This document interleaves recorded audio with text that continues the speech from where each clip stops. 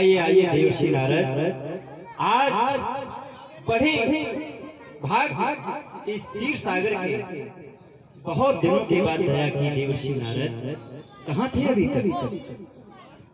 महाराज अभी तक मैं कंदराव में तपस्या कर रहा था और तपस्या करते करते इंद्र भगवान हमसे जलने लगे और उन्होंने वहां पर अपने दूतों को भेजा मेरी तपस्या भंग करने के लिए। तो मैं कहना चाहता हूं, कहें देवर्षि नारद, आज आपके मुखारविंद पर एक विशेष प्रकार की आभा सुशोभित हो रही है, एक विशेष प्रकार की चमक आपके मुखमंडल पर दिखाई दे रही है देवर्षि नारद। कुछ विशेष कारण लगता है, कहें देवर्षि नारद, अपने मन के उद्गार प्रकट करें देवर्षि नारद।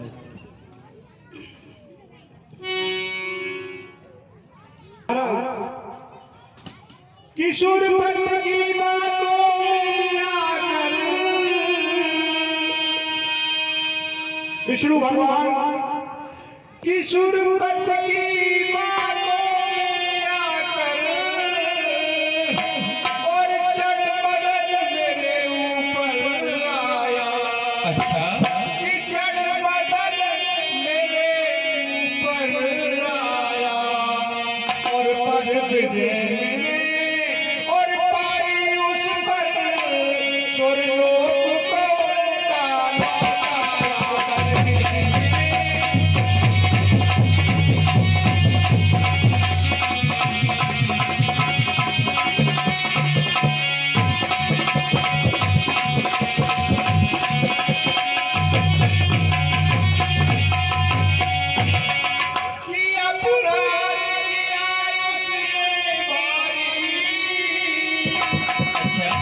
उसने बहुत बड़ा अपराध किया कि मैं तपस्या कर रहा था, आराधना कर रहा था, प्रभु का चिंतन कर रहा था।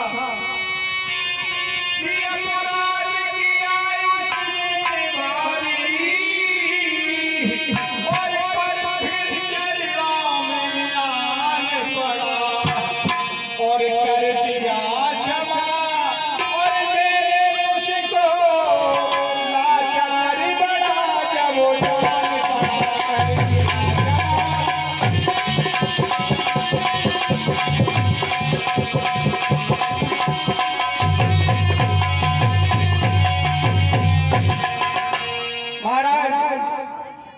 जब सोनपत की बातों में आके मदन मेरे ऊपर चढ़ के आया और मेरी तपस्या को भंग करना चाहे, लेकिन मैंने उसको जीत लिया है कामदेव को। ये मैं बात सुनाने बहुत सुंदर देवर्षि नारद जीता है। ये कोई साधारण बात नहीं है। काम से संसार का कोई भी व्यक्ति या चीज जीत नहीं पाया। काम कुसुम धन सायक लीने सकल भोज अपने बस में।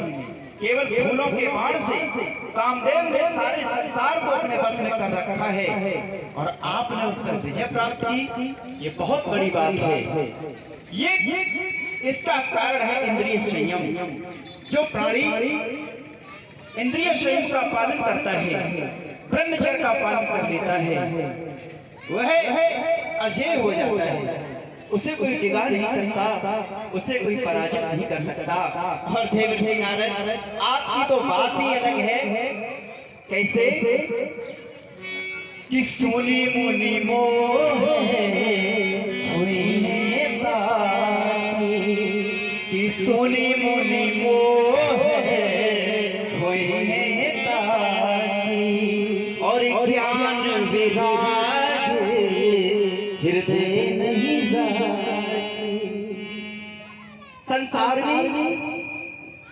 हे देवर्षि नारद, अभिमान तो उसके हृदय में पलता है, मोह तो उसके हृदय में होता है जिसके हृदय में ज्ञान और वैराग्य नहीं। और आपकी क्या विशेषता है? ब्रह्मचर्य व्रत रति मन धीरा, ब्रह्मचर्य राही मतीरा तुम ही करही मनोहर।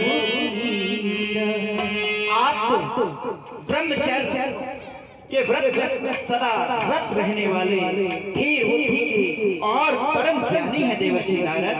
भला आपको काम कैसे सता सकता है? हम बड़े प्रसन्न हुए आपकी बात से, और आपने ये समाचार अपने पिताश्री को सुनाया था। क्या वो प्रसन्न हुए थे? प्रसन्न हुए तो थे, लेकिन कह रहे थे कि किसी को बताना नहीं। और भोले बाबा को बताया? भोले बाबा को भी बताया, तो भोले बाबा भी कहने लगे कि ये बात और किसी को न बताओ। बताओ महाराज, मैंने अच्छा कार्य किया तो क्यों न बताए? नहीं, आपने बहुत अच्छा कार्य किया। आपने काम को जीता है, ये आपने बहुत ही सर्वश्रेष्ठ कार्य किया है। और मैं इस बात से मुझे बड़ी प्रसन्नता है। देवर्षि नारद, ऐसे ही ब्रह्मचर्य का पालन करते रहिए। इंद्रियों का पालन करना ही मनुष्य का परम कर्तव्य है। मैं आपसे बहुत प्रसन्न हूँ देवर्षि नारद। जैसी महाराज इच्छा, बस ये बताने के लिए मैं आपसे आया था, और मेरी ये प्रार्थना स्वीकार करें।